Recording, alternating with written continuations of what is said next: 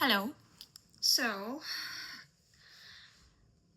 I am currently in Paris, middle of canicule. It's very hot here. So, yeah, if I am sweating, please ignore. But today I would like to talk about the reason why I recommend to do nomad life. If you are someone like me, and I completely understand that this is not for everyone. And yeah, I don't recommend to every single person, but if you're like me, I think it will be helpful. So maybe first to introduce myself, I am a Japanese, so I'm originally from Japan. I was born and raised, raised in Tokyo, and then until I was 25, I was living in Tokyo, and then I moved to Europe, Paris. So for the last 8 years, I am living in Europe. Yeah. So that means I am 34 years old this year. And yeah, my job. So I have 9 to 5. I'm not like freelancing, but I have 9 to 5 job, which is senior data scientist. And maybe you might know, but our job is to build a scientific model using machine learning, deep learning to predict a future. And currently, AI is one of our domain as well. But that's my 9 to 5 job. So I'm pretty like normal person, let's say. And except this part, right? So until March 2025, I was fully nomad, and I would like to call it nomad and not digital nomad, because digital nomad has this like negative connotation that they don't respect the locals, etc. But yeah, so I would like to call it nomad because I was respecting the locals and trying to assimilate to the local culture and understand their value. So that kind of nomad. And I lived in a lot of cities, mainly in Europe. So India, like 37 cities in Europe with my suitcase. So my suitcase was my whole life. And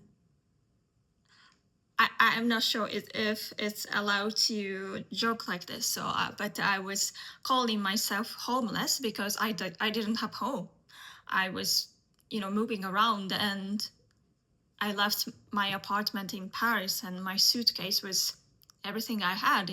I had all the seasonal clothes in my big one suitcase, and that's it. So yes, and I lived with that for 3.5 years. And the reason I've started it is to discover myself. I can, detail this part a little bit more in different video, but I wasn't sure. Okay, I moved out from Tokyo. I lived in United States as well. So I lived in Portland and New York. I did the internship in New York. But I knew that I kind of want to live in Europe. So that direction was sort of certain within me. But within Europe, I didn't know which country I would like to settle down. And especially for women who are willing to have some family and friends and etc. I mean, you don't need to be woman to be honest. If you settle down in one place, that means you are meeting the people from there, you are assimilating to their culture and value. And these things really affect your everyday decision, therefore your life. And And so for me, I think it is very important to choose where you settle down, because that definitely change your life trajectory, right? Everything, it's basically everything. So that's the first step, I think, like before finding someone, etc. Well, because if you find that place or your like value, then you will be living in this environment longer than longer. So like you might be happier. Well, it's maybe weird say to. I mean, like if you discover at age of 80, then you get to live that place for at most 10, 20 years, right? So it's better to discover that earlier. And the beauty of this life is that it's not short traveling, meaning you are not staying there for 3 days just to see the touristic place and staying in a hotel and eating McDonald's, kebab, pizza, whatever, any routine thing that you do comfortably. It's not like that. And I'm not really it's just a different way of traveling. I'm not saying that short traveling is bad. I think it's great. And it's more efficient. And if you just want to have a break from 9 to 5, that's great. That's the best thing you can do. But it wouldn't change your value significantly, in my opinion. And that is because for the slow traveling, what I call slow traveling, you will stay at the destination 2 weeks, a month, or several months if you like. And you need to change your routine for sure. Why? Because the local value and the products you can have, the politics, the social code, these things are different. And everything can be infrastructure is also different. So you cannot repeat things that you are doing in your own place. And I think if you are in your routine mode, 90% of the decision is automatic. It's autopilot. You don't really think. You are not really choosing a life every single day, well, consciously. And a lot of the decision are automatic. There's routine, right?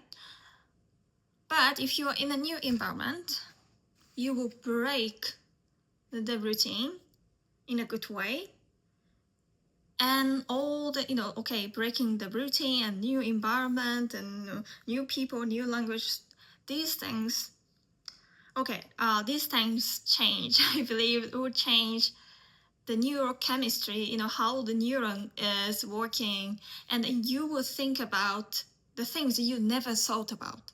You will think about the values, life aspect, your philosophy that you never thought about while you are in this routine mode. And that discovers your unconscious self, and that is beautiful. Why? Because you get to know the things that you never thought about, and you get to choose that now, from now on. Okay, you can compare all these things you've tried, and then, you can choose the one you feel most aligned to you. Yeah, so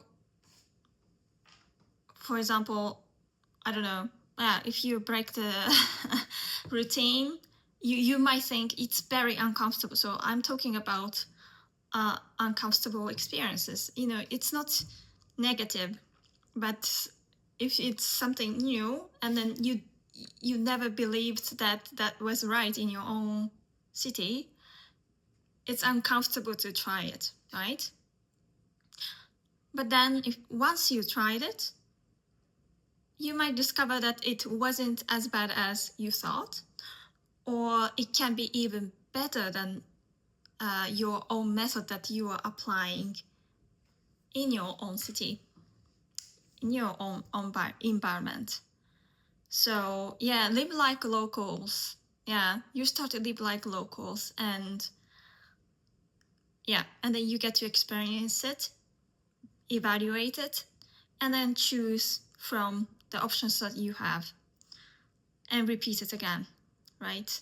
So during this 3.5 years of digital nomad life, well, nomad life, I was constantly reinventing my values continuously, and now I came back to Paris, and I will talk about it, why I came back to Paris in a different video. But what I want to say is it's not the same as I chose Paris for the first time, and I didn't get to see any other values and environment and social politics, and then came back to Paris. It's not the same at all. I'm more convinced, and I definitely think I'm happier than before. I'm not questioning myself over and over and over again, right? Now I know why I am here, right? After knowing all the other, values. So yeah, that's what I wanted to say, and hope it was helpful.